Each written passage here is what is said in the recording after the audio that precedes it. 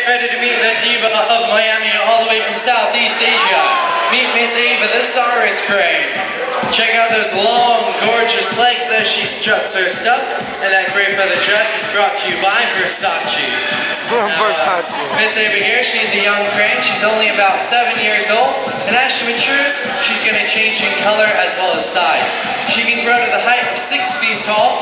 And that makes the Saurus Crane the tallest flighted bird in the world. Now you guys might notice that rusty red color coming in on her head.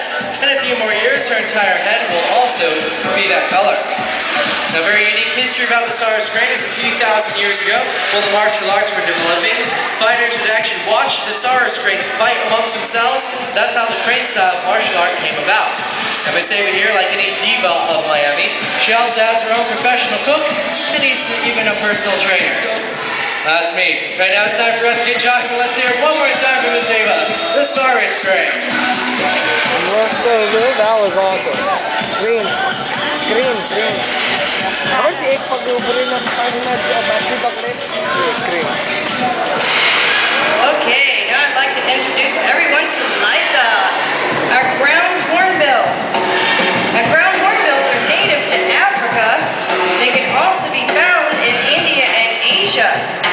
And one of the first things you notice about Liza is her big beak, shaped kind of like a pickaxe. She can actually use it quite the same way, which is chop up wood and use that to build a nest for her young. She can actually hollow out whole trees and logs and use that as her nest as well.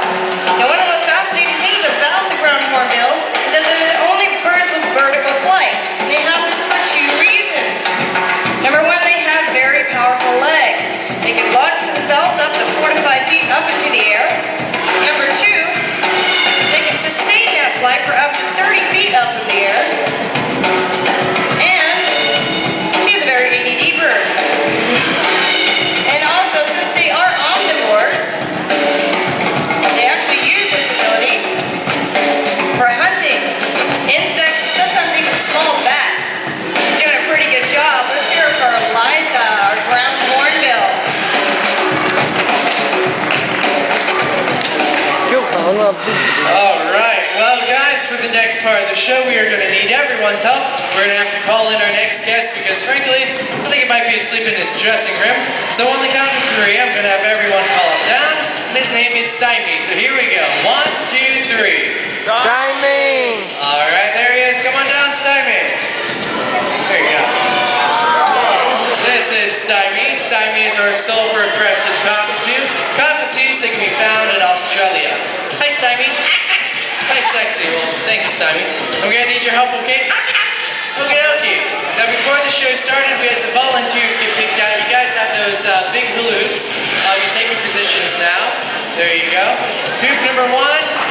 There you go. You can stand in the stairs there and hold it above your head. That's good. Alright, hoop number 2, doing good. Hoop number 3, very good. So Stymie's going to fly through hoop 1, 2, 3, back to me on stage. And the rest of you guys can help us out. You see, the louder you cheer Stymie on, the faster he'll fly. Looks like everyone's ready. You ready, Stymie? You sure? Alright, here we go. 1, 2, 3, go! Hoop number 1, hoop number 2, hoop number 3, and back to me. Great job, Stymie. Alright.